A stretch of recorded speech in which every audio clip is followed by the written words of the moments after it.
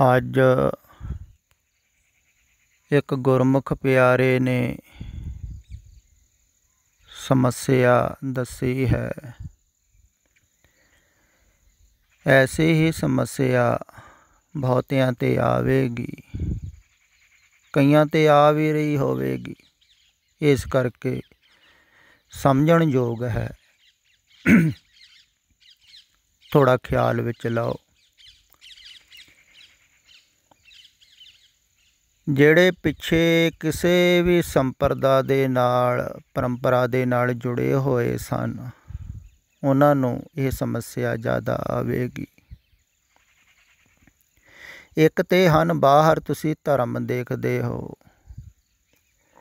ਸਿੱਖ ਧਰਮ, ਹਿੰਦੂ ਧਰਮ, ਈਸਾਈ, ਮੁਸਲਮਾਨ। ਫਿਰ ਇਹਨਾਂ ਦੇ ਵਿੱਚ ਹਨ ਸੰਪਰਦਾਵਾਂ, ਪਰੰਪਰਾਵਾਂ।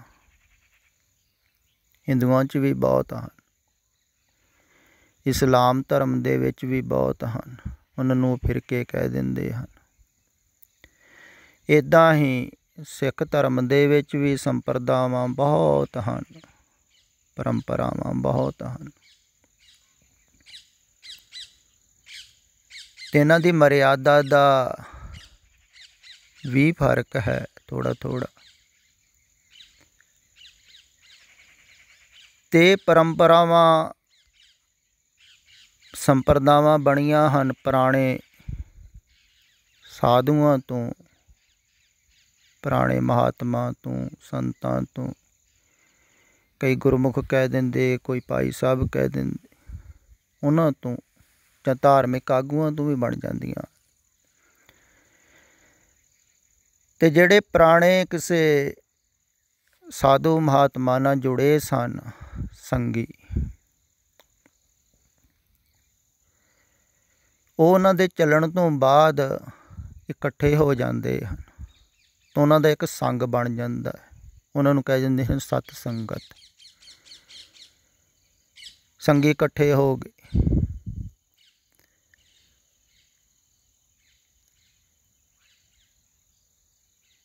ਅਤੇ ਉਹ ਸੰਗੀ ਜਿਹੜੇ ਹਨ, ਉਹ ਵੈਸੇ ਹੀ ਉਸ ਥਾਂ ਦੇ ਨਾਲ, ਜਾਂ ਜਿਹੜੇ ਅੱਗੇ ਕੋਈ ਉਸ ਸਥਾਨ ਨੂੰ ਚਲਾਉਣ ਵਾਲੇ ਹਨ ਜਾਂ ਸੰਪਰਦਾ ਨੂੰ ਚਲਾਉਣ ਵਾਲੇ ਹਨ, ਮਰਿਆਦਾ ਨਿਯਮ ਨੂੰ ਚਲਾਉਣ ਵਾਲੇ ਹਨ, ਉਹਨਾਂ ਦੇ ਨਾਲ ਜੁੜ ਜਾਂਦੇ ਹਨ। ਅਤੇ ਉਹ ਜੋੜ ਕੇ ਰੱਖਦੇ ਹਨ ਪੁਰਾਣਿਆਂ ਦੁਆਰਾ। ਉਹਨਾਂ ਦੇ ਸੁਝਾਅ ਦੇ ਦੇ ਕੇ, ਉਹਨਾਂ ਦੀ ਪ੍ਰਸ਼ੰਸਾ ਦੁਆਰਾ ਉਹ ਪੁਰਾਣੀ ਸੰਗਤ ਨੂੰ ਜੋੜ ਕੇ ਰੱਖਦੇ ਹਨ। ਅਤੇ ਜਿਹੜੀ ਪੁਰਾਣੀ ਸੰਗਤ ਹੈ, ਇਹਦੇ ਵਿੱਚੋਂ ਅਗਰ ਕੋਈ ਵਿਛੜ ਜਾਵੇ ਸੰਗੀ,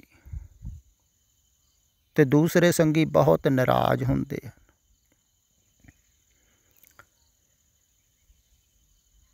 ਉਹਨਾਂ ਨੂੰ ਲੱਗਦਾ ਹੈ ਵੀ ਜਾਂ ਤਾਂ ਸਾਡੇ 'ਚ ਕੋਈ ਕਮੀ ਹੋਵੇਗੀ, ਜਾਂ ਇਹ ਭਟਕ ਰਿਹਾ ਹੈ। ਅਗਰ ਇਹ ਠੀਕ ਹੈ ਤਾਂ ਅਸੀਂ ਗਲਤ ਹਾਂ। ਸ਼ੱਕ ਹੋਣਾ ਸੁਭਾਵਿਕ ਹੀ ਹੈ।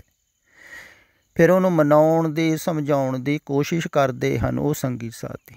ਇੱਦਾਂ ਹੀ ਇਸ ਗੁਰਮੁਖ ਪਿਆਰੇ ਨਾਲ ਹੋ ਰਿਹਾ ਹੈ। ਉਹਨੂੰ ਵਾਰ-ਵਾਰ ਆਣ ਕੇ ਸਮਝਾਉਂਦੇ ਹਨ ਵੀ ਤੂੰ ਗਲਤ ਕਰ ਰਿਹਾ ਹੈ, ਤੂੰ ਭਟਕ ਰਿਹਾ ਹੈ, ਤੂੰ ਪਛਤਾਵੇਂਗਾ, ਤੂੰ ਉੱਧਰ ਨਾ ਜਾ, ਉਹਨਾਂ ਨੂੰ ਨਾ ਸੁਣ।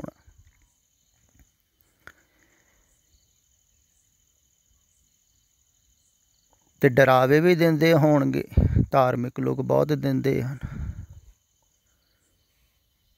ਵੀ ਗੁਰੂ ਦਾ ਸਰਾਪ ਲੱਗ ਜੂਗਾ, ਕਰੋਪੀ ਹੋ ਜੂਗੀ, ਨਰਕਾਂ ਨੂੰ ਜਾਏਗਾ। ਅਤੇ ਡਰਾਵੇ ਦੇ ਕੇ ਵੀ ਜੋੜਦੇ ਹਨ। ਅਤੇ ਸਮਝਾਉਣ ਦੀ ਤਾਂ ਉਹਨਾਂ ਨੂੰ ਬਹੁਤ ਕੋਸ਼ਿਸ਼ ਕਰਦਾ ਹੈ, ਪਰ ਉਹ ਸਮਝ ਨਹੀਂ ਰਹੇ ਹਨ। ਅਤੇ ਇਹਨੇ ਇੱਕ ਮੈਸੇਜ ਵੀ ਕੀਤਾ ਹੈ, ਮੈਨੂੰ ਵੀ ਦੱਸਿਆ ਹੈ ਵੀ ਮੇਰੇ ਕੋਲ ਮੈਸੇਜ ਕਰ ਹੋ ਗਿਆ। ਉਹ ਮੈਸੇਜ 'ਤੇ ਵੀ ਗੱਲ ਕਰਨ ਯੋਗ ਹੈ, ਸਮਝਣ ਯੋਗ ਹੈ। ਪਰ ਪਹਿਲਾਂ ਇਹਦੇ ਵੱਲੋਂ ਮੈਂ ਉਹਨਾਂ ਨੂੰ ਬੇਨਤੀ ਕਰਦਾ ਹਾਂ, ਇਹ ਮੈਸੇਜ ਉਹਨਾਂ ਤੱਕ ਪਹੁੰਚਾ ਦਿਓ। ਅਗਰ ਉਹ ਸਮਝ ਲੈਣਗੇ ਤਾਂ ਉਹਨਾਂ ਨੂੰ ਲਾਭ ਹੋਵੇਗਾ, ਅਗਰ ਨਾਰਾਜ਼ ਹੋ ਜਾਣਗੇ ਤਾਂ ਫਿਰ ਤੈਨੂੰ ਲਾਭ ਹੋ ਜਾਵੇਗਾ। ਪਹਿਲੀ ਤਾਂ ਗੱਲ ਇਹ ਹੈ ਵੀ ਧਰਮ ਜ਼ਬਰਦਸਤੀ ਨਹੀਂ ਹੁੰਦਾ ਹੈ।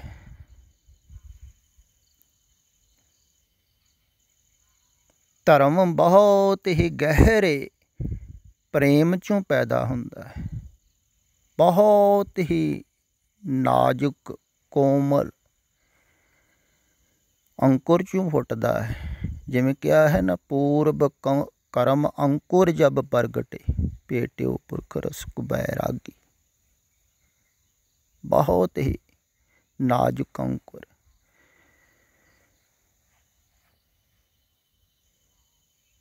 ਤੇ ਬਹੁਤ ਗਹਿਰੇ ਪ੍ਰੇਮ 'ਚੋਂ ਪੈਦਾ ਹੁੰਦਾ ਹੈ ਧਰਮ। ਤੌਲ ਧਰਮ ਦਇਆ ਕਾ ਪੂਤ, ਦਇਆ ਦਾ ਪੁੱਤਰ ਹੈ ਧਰਮ, ਪ੍ਰੇਮ ਦਾ ਪੁੱਤਰ ਹੈ ਧਰਮ। ਪ੍ਰੇਮ 'ਚੋਂ ਪੈਦਾ ਹੁੰਦਾ, ਬਹੁਤ ਨਾਜ਼ੁਕ। ਤੇ ਐਸੀ ਨਾਜ਼ੁਕ ਕੋਮਲ ਜਿਹੜੀ ਅੰਕੁਰਿਤ ਹੁੰਦੀ ਹੈ, ਉੱਤੇ ਰੰਚਕ ਮਾਤਰ ਵੀ ਚੋਟ ਕਰੋਗੇ ਹਿੰਸਾ ਹੋਵੇਗੀ, ਤੋ ਪਨਪ ਨਹੀਂ ਪਾਉਂਦੀ। ਇਸ ਕਰਕੇ ਧਰਮ ਹਿੰਸਾ 'ਚੋਂ ਨਹੀਂ ਪਨਪਦਾ ਹੈ, ਪ੍ਰੇਮ 'ਚੋਂ ਪਨਪਦਾ ਹੈ।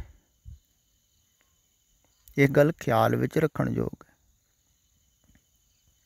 ਜ਼ਬਰਦਸਤੀ ਨਹੀਂ ਧਰਮ ਹੁੰਦਾ ਹੈ। ਇਹੋ ਹੀ ਤੇ ਬਾਬੇ ਨਾਨਕ ਨੇ ਉਸ ਸਮੇਂ ਹਿੰਦੂਆਂ ਨੂੰ ਸਮਝਾਇਆ ਸੀ ਵੀ ਤੁਸੀਂ ਜ਼ਬਰਦਸਤੀ ਮੇਰੇ ਗਲ ਜਨੇਊ ਪਾ ਰਹੇ ਹੋ, ਕਹਿ ਰਹੇ ਹੋ ਤੁਸੀਂ ਵੀ ਸਾਡੀ ਮਰਿਆਦਾ ਨਿਯਮ ਅਨੁਸਾਰ ਚੱਲੋ, ਜੋ ਅਸੀਂ ਪਾਠ ਪੂਜਾ ਕਰਦੇ ਉੱਦਾਂ ਹੀ ਕਰੋ। ਵੀ ਜ਼ਬਰਦਸਤੀ ਧਰਮ ਥੋੜ੍ਹੀ ਹੁੰਦਾ ਹੈ। ਹੁਣ ਜਦੋਂ ਬਾਬਾ ਨਾਨਕ ਜੀ ਜਨੇਊ ਪਾਉਣ ਤੋਂ ਇਨਕਾਰ ਕਰ ਰਹੇ ਹਨ, ਤਾਂ ਇਹੋ ਹੀ ਕਹਿ ਰਹੇ ਹਨ ਵੀ ਤੁਸੀਂ ਆਪਣੇ ਪਿੱਛੇ ਕਿਉਂ ਲਾ ਰਹੇ ਹੋ ਮੈਨੂੰ।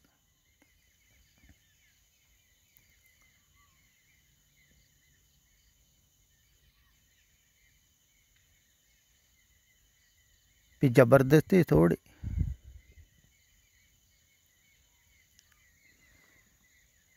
ਸਮਝਾਉਣਾ ਬੁਝਾਉਣਾ ਵੀ ਜ਼ਬਰਦਸਤੀ ਹੈ ਨਾ, ਉਹ ਵੀ ਸਮਝਾ ਬੁਝਾ ਹੀ ਰਹੇ ਹੋਣਗੇ ਨਾ ਉਸ ਸਮੇਂ ਬਾਬੇ ਨਾਨਕ ਨੂੰ। ਇੱਦਾਂ ਹੀ ਤੁਸੀਂ ਕਰ ਰਹੇ ਹੋ, ਸਮਝਾ ਬੁਝਾ ਕੇ ਵੀ ਜੋ ਅਸੀਂ ਕਰ ਰਹੇ ਹਾਂ ਪਿੱਛੇ, ਜੋ ਆਪਣੀ ਪਰੰਪਰਾ ਹੈ, ਕਰਦੇ ਠੀਕ ਹੀ ਹੋਣਗੇ, ਕੀਰਤਨ ਕਰਦੇ ਹੋਣਗੇ, ਕਥਾ ਕਰਦੇ ਹੋਣਗੇ, ਪਾਠ ਕਰਦੇ ਹੋਣਗੇ, ਜੋ ਧਾਰਮਿਕ ਲੋਕ ਹਨ, ਧਾਰਮਿਕ ਕਰਮ ਕਰਦੇ ਹਨ, ਵੈਸੇ ਕਰ ਰਹੇ ਹੋਣਗੇ। ਤੇ ਸਮਝਾ ਬੁਝਾ ਕੇ ਤੇ ਵੈਸਾ ਹੀ ਕਹਿੰਦੇ ਹਨ ਵੀ ਤੁਸੀਂ ਵੀ ਕਰੋ, ਸਾਡੇ ਨਾਲ ਚੱਲੋ, ਪੁਰਾਣੀ ਸੰਗਤ ਛੱਡੋ ਨਾ। ਤੇ ਕਰ ਤੁਸੀਂ ਵੀ ਉਹੀ ਕੰਮ ਰਹੇ ਹੋ।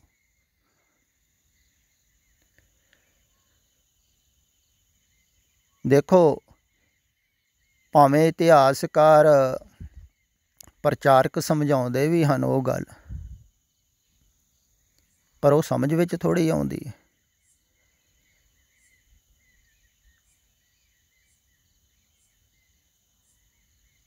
ਵੀ ਤੁਸੀਂ ਵੀ ਵੈਸਾ ਹੀ ਕਹਿ ਰਹੇ ਹੋ।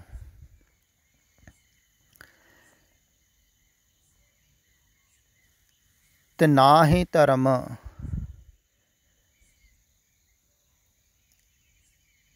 ਪ੍ਰਲੋਭਨ ਦੁਆਰਾ ਪੈਦਾ ਹੁੰਦਾ ਹੈ ਵੀ ਤੁਹਾਨੂੰ ਅੱਗੇ ਸਵਰਗ ਮਿਲੇਗਾ, ਅਪਸ਼ਰਾਂ ਮਿਲਣਗੀਆਂ, ਹੂਰਾਂ ਮਿਲਣਗੀਆਂ। ਨਾ ਹੀ ਧਰਮ ਡਰਾ ਕੇ ਪੈਦਾ ਹੁੰਦਾ ਹੈ ਵੀ ਤੁਸੀਂ ਨਰਕਾਂ 'ਚ ਜਾਓਗੇ, ਐਸਾ ਨਾ ਕੀਤਾ, ਸਾਡੀ ਪਰੰਪਰਾ ਨੂੰ ਨਾ ਮੰਨਿਆ, ਵੀ ਸਾਡੀ ਪਰੰਪਰਾ ਨੂੰ ਮੰਨ ਲਿਆ ਤਾਂ ਮੁਕਤ ਹੋ ਜਾਓਗੇ। ਲਾਲਚ ਕਰਕੇ ਵੀ ਜਿਹੜਾ ਲੱਗਾ, ਉਹ ਲਾਲਚ ਕਰਕੇ ਲੱਗਾ। ਇਹ ਤੇ ਪ੍ਰੇਮ 'ਚੋਂ ਪੈਦਾ ਹੁੰਦਾ ਹੈ। ਫਿਰ ਜਦੋਂ ਸਮਝਾਉਣ ਬੁਝਾਉਣ ਵਾਲੇ ਸਮਝਾਉਂਦੇ ਹਨ ਕਿਸੇ ਨੂੰ, ਪ੍ਰੇਮੀ ਨੂੰ, ਕਈ ਨਹੀਂ ਮੰਨਦੇ ਹਨ, ਤੇ ਉਹ ਸੋਚ ਲੈਂਦੇ ਹਨ ਵੀ ਸ਼ਾਇਦ ਵੀ ਉਹ ਵੀ ਕੋਈ ਪ੍ਰਲੋਭਨ ਦੇ ਰਹੇ ਹੋਣਗੇ, ਜੋੜਨ ਦੀ ਕੋਸ਼ਿਸ਼ ਕਰ ਰਹੇ ਹੋਣਗੇ। ਨਹੀਂ, ਇੱਧਰ ਨਾ ਕੋਈ ਪ੍ਰਲੋਭਨ ਦਿੱਤਾ ਜਾ ਰਿਹਾ ਹੈ, ਨਾ ਹੀ ਕੋਈ ਜੋੜਨ ਦੀ ਕੋਸ਼ਿਸ਼ ਕੀਤੀ ਜਾ ਰਹੀ ਹੈ।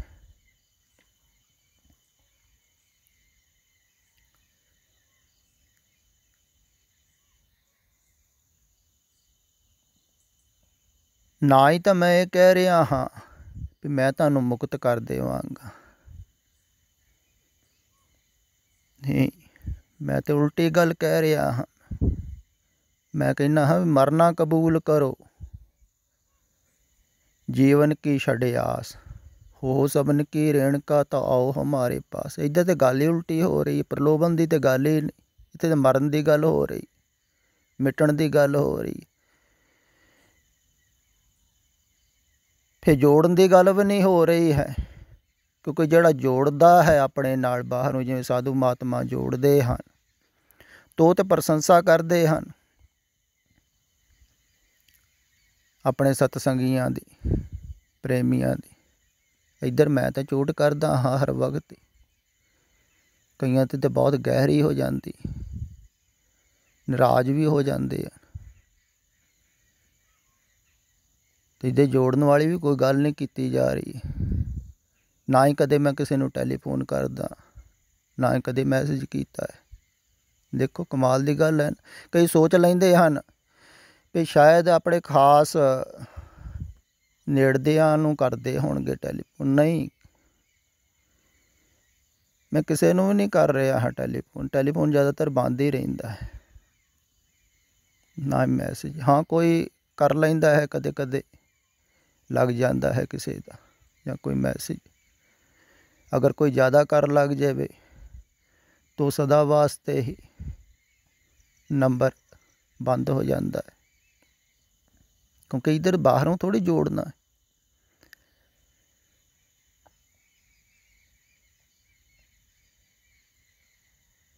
ਕਈ ਸੋਚ ਲੈਂਦੇ ਹਨ ਐਸਾ ਵੀ ਪ੍ਰੇਮੀ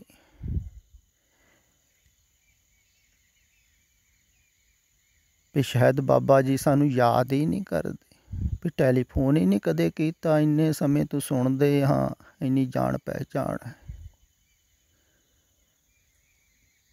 ਨਹੀਂ, ਮੈਨੂੰ ਯਾਦ ਕਰਨ ਦੀ ਲੋੜ ਨਹੀਂ ਹੈ ਤੁਹਾਨੂੰ, ਇਹ ਵੀ ਗੱਲ ਖਿਆਲ ਵਿੱਚ ਰੱਖਣ ਯੋਗ ਹੈ।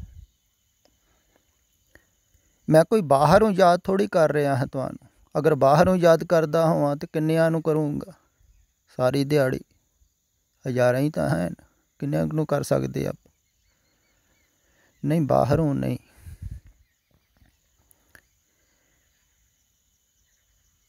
ਇੱਥੇ ਅੰਦਰੋਂ ਤੁਸੀਂ ਸਾਰੇ ਹੀ ਯਾਦ ਹੀ ਹੋ, ਇੱਕੋ ਵਕਤ ਹੀ, ਕਿਉਂਕਿ ਅੰਦਰੋਂ ਤੁਸੀਂ ਸਾਰੇ ਇੱਕੋ ਹੀ ਹੋ, ਉਸ ਇੱਕ ਮੂਲ ਦੇ ਨਾਲ ਹੀ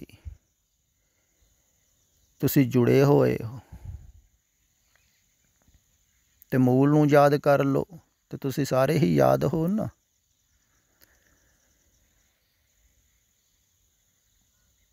ਬਾਹਰੋਂ ਨਹੀਂ ਤੁਸੀਂ ਯਾਦ ਹੋ, ਬਾਹਰੋਂ ਕੋਈ ਜਾਣ ਪਹਿਚਾਣ ਨਹੀਂ ਹੈ ਬਹੁਤੀ, ਪਰ ਅੰਦਰੋਂ ਮੈਂ ਤੁਹਾਨੂੰ ਸਾਰਿਆਂ ਨੂੰ ਜਾਣਦਾ, ਤੁਸੀਂ ਇੱਕ ਹੋ। ਅਤੇ ਜਿਹਨੂੰ ਇੱਕ ਯਾਦ ਆ ਜਾਂਦਾ ਹੈ ਨਾ, ਉਹ ਫਿਰ ਬਾਹਰੋਂ ਅਨੇਕ ਨੂੰ ਯਾਦ ਨਹੀਂ ਰੱਖਦਾ ਹੈ।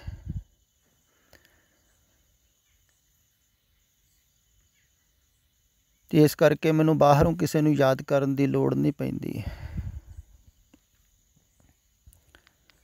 ਅਤੇ ਤੁਸੀਂ ਬਾਹਰੋਂ ਯਾਦ ਕਰਦੇ ਹੋ, ਬਾਹਰੋਂ ਖਿਆਲ ਕਰਦੇ ਹੋ, ਇਸ ਕਰਕੇ ਬਾਹਰੋਂ ਹੀ ਸੁਣਦੇ ਹੋ। ਪਰ ਧੀਰੇ ਧੀਰੇ ਸੁਣ ਸੁਣ ਕੇ ਤੁਹਾਨੂੰ ਉਹ ਅੰਦਰਲੇ ਦੀ ਯਾਦ ਵੀ ਆਵੇਗੀ।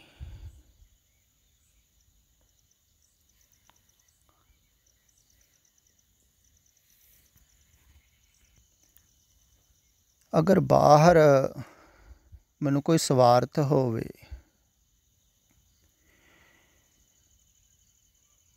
ਕੋਈ ਤੁਹਾਡੀ ਲੋੜ ਹੋਵੇ, ਫਿਰ ਮੈਂ ਬਾਹਰੋਂ ਜੁੜਿਆ ਹੋਇਆ ਹਾਂ ਤੁਹਾਡੇ ਨਾਲ, ਅਤੇ ਫਿਰ ਮੈਂ ਹੀ ਨਹੀਂ ਮੁਕਤ, ਤੁਹਾਨੂੰ ਮੁਕਤ ਕਿਵੇਂ ਕਰ ਸਕੂੰ। ਇਸ ਕਰਕੇ ਮੈਨੂੰ ਲੋੜ ਹੀ ਨਹੀਂ ਹੈ ਬਾਹਰ, ਇਸ ਕਰਕੇ ਮੈਂ ਟੈਲੀਫੋਨ ਹੀ ਨਹੀਂ ਕਰਦਾ, ਜ਼ਰੂਰਤ ਹੀ ਨਹੀਂ।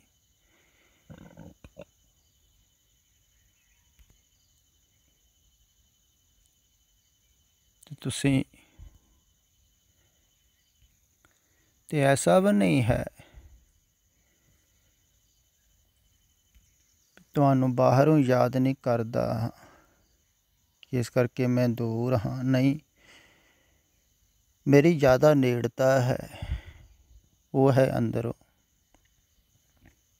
ਅਤੇ ਅੰਦਰੋਂ ਤੁਸੀਂ ਜਿੰਨਾ ਅੰਦਰ ਨੂੰ ਜਾਓਗੇ ਤਾਂ ਉਨੀ ਹੋ ਨੇੜਤਾ, ਮੂਲ ਕੇਂਦਰ ਵੱਲ ਨੂੰ ਜਾਓਗੇ ਅਤੇ ਹੋਰ ਨੇੜਤਾ, ਅਤੇ ਅੰਦਰ ਨੂੰ ਨੇੜਤਾ ਹੋਵੇਗੀ। ਅਤੇ ਇੱਧਰ ਬਾਹਰੋਂ ਨੇੜਤਾ ਥੋੜ੍ਹੀ ਬਣਾਉਣੀ, ਬਾਹਰੋਂ ਕੋਈ ਸਵਾਰਥ ਥੋੜ੍ਹੀ, ਬਾਹਰੋਂ ਕੋਈ ਜੋੜਨ ਦੀ ਕੋਸ਼ਿਸ਼ ਥੋੜ੍ਹੀ ਹੋ ਰਹੀ ਹੈ।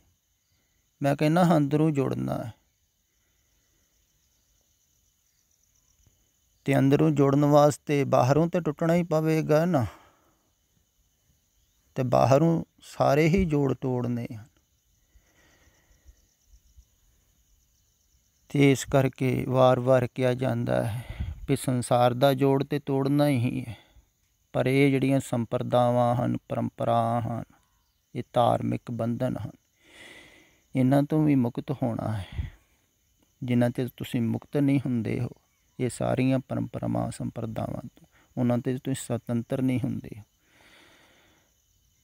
ਅਤੇ ਸੁਤੰਤਰ ਨਹੀਂ ਹੋਵੋਗੇ, ਪ੍ਰੇਮ ਫਲਿਤ ਨਹੀਂ ਹੋਵੇਗਾ, ਅਤੇ ਧਰਮ ਪੈਦਾ ਕਿਵੇਂ ਹੋਵੇਗਾ। ਧਰਮ ਤੇ ਪ੍ਰੇਮ 'ਚੋਂ ਪੈਦਾ ਹੋਵੇਗਾ ਨਾ, ਸੁਤੰਤਰਤਾ ਤੋਂ ਧਰਮ ਪੈਦਾ ਹੋਵੇਗਾ।